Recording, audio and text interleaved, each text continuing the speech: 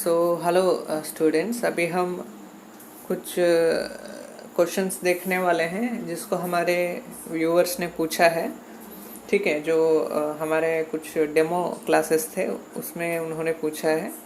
ठीक है, तो वह पूछते हैं कि आदिकाल के समय पर विवाद क्यों है। ठीक है, क्योंकि कुछ लोग 7वीं शताब्दी से आदिकाल को मानते हैं तो कुछ लोग 10वीं या 9वीं शताब्दी मानते हैं। ठीक है, जैसे हमारे जो रामचंद्र शुक्ल जी हैं उनके इतिहास लेखन में भी संवत 1050 से आदिकाल को गिना जाता है। ठीक है, तो ऐसा विवाद क्यों हो गया, तो उसका कारण ये है कि 7वीं शताब्दी में जो भाषा मिलती है वो पूरी अपभ्रंश है।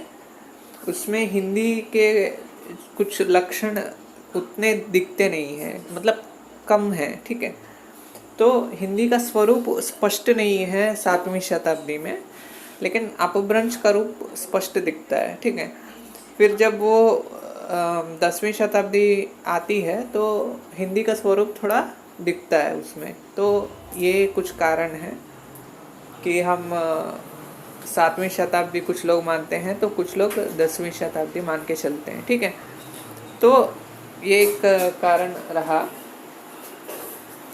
और जो नेक्स्ट क्वेश्चन है कि क्या अपभ्रंश को हिंदी माना जा सकता है, ऐसा कुछ लोग पूछ रहे हैं।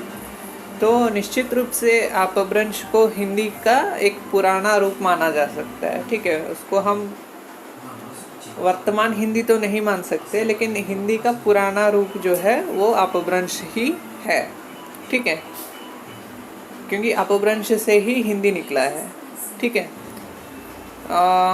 एक और क्वेश्चन है हमारा कि जो रामचंद्र शुक्ल जी हैं और हजारी प्रसाद द्विवेदी जी हैं, इनका नाम हमारे बुक्स में बहुत आ रहा है, तो ये लोग कौन हैं।